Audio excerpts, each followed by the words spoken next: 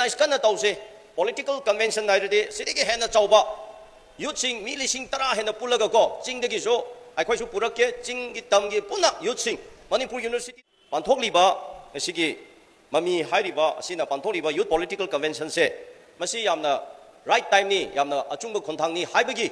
support tobo oina yaujagani haidana masak khakta ta ke na lakwa wani ahan aibu contact tobo dasu ai program se ngasi fajana ai hana degi program setting tawkraba program ni adubo ai su support tawi haibagi saktu khakta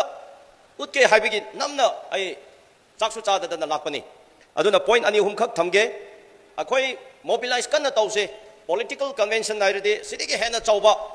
youth sing mi lising tara hena pulaga ko ching degi so akhoi su purake ching gi tam gi puna youth sing Manipur University da leriba Dem College da leriba atotoba leriba Manipur Imphal da satri satra se mi lising lakh hena leibani lakh leibedu da akhoi na mi lising kun kunthra khakta amarak sumaina gather tawraga mafam amada khomal lampa gi stadium dara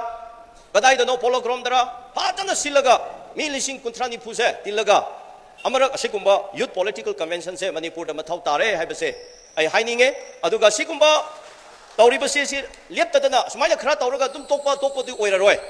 election lakadaba phawbada tangkat naina tha khuding or once akhoi tha khuding ra tha ni da amarak la sigumba convention se each and every corner da mafam da chalaga masigi political youth convention ki campaign se ama tawraga Manipur da reformation ihau hai ai reformation hai haninge ko ahongba ama purak pa pami ahongba ama purak si haibigi changes ama purak si haibigi khulaw ama da akhoi lause sigi topic mayam sidi TV discussion da topa mayam da nainaraga loina khangraba lakraba potni yamna akhoina mamuk tauna adu da amo haidraso hojikti tawgadaba targa dodi karinoiraga akhoi action oina thabak oina jangsalakpa sum nganaraga laibadu natabako mamang tharaga kanana thagadabono akhoi ahalaman singna thabigidra youth singra sinagi abra mamang tharaga akhoi se lauraga chatpa Delhi da tawbukuna nahan cockroach ki do yengo Tamil Nadu da yengo ahongba khudak da purakpang mame Manipur di chahi sumaina tara kun lising ore chama ore su lauraga tokani election lap kanda magi tawningba chatpa kanda marmai leite ba adudi kana de madudi akhoi tawdabana phai tawse hairadi mi lising amakhak akhoi lekhatse didike tawse election lakri phawa yum kagai thadolaga akhoi Manipur mafam khudimakta singthungna akhoi campaign tawba chase akhoi na haida basi karido oi akhoi party da mi do huloi akhoi adu targati leite but ngasi Manipur da masala tariba good governance leibang amdaba ain chalaibang amdaba government leibakum leidabakum da tawri puna makse most corruption de thokibani aduna Manipur against the corruption se akhoi yamna mathau tarabani aduna election asida free and fair da election tawgadabani mikhal je khangadabani haibagi voice ama oneness oina akhoi lawba change aduga election da paisa yelaga what khomba se tokpiro haibase yum kai khuding da each and every household da family da akhoi mase awareness darga lei adu awareness lei khar kanda mase mikna sing khar kanda mase da akhoi na mik pala kanda ahongba akhoi ama pura pangamgani nataba taradi adu ada mayam akhoi na convention kari consultative meeting workshop seminar ada mayam tawrasu hek election lakpa kanda paisa yenbadu da yamna yenbada dum chalaga magi kaino da chakre do paisa du di lari haitrosu GCP manga taruk leiraga paisa tanbada paisa tum pai khre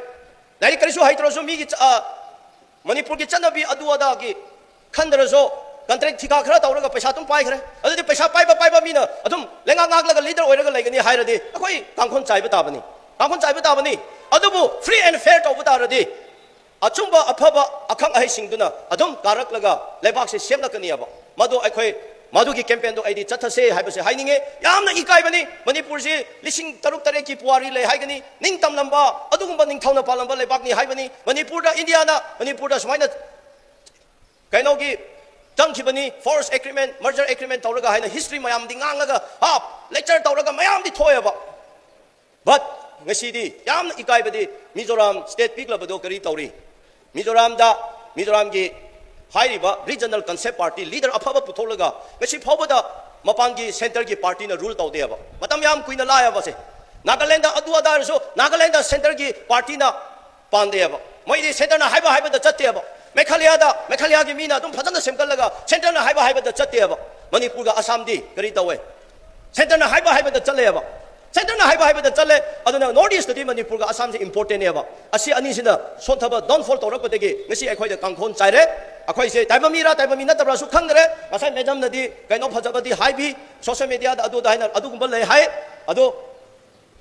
lengak sason good governance le bangam da badagi loina thopani ne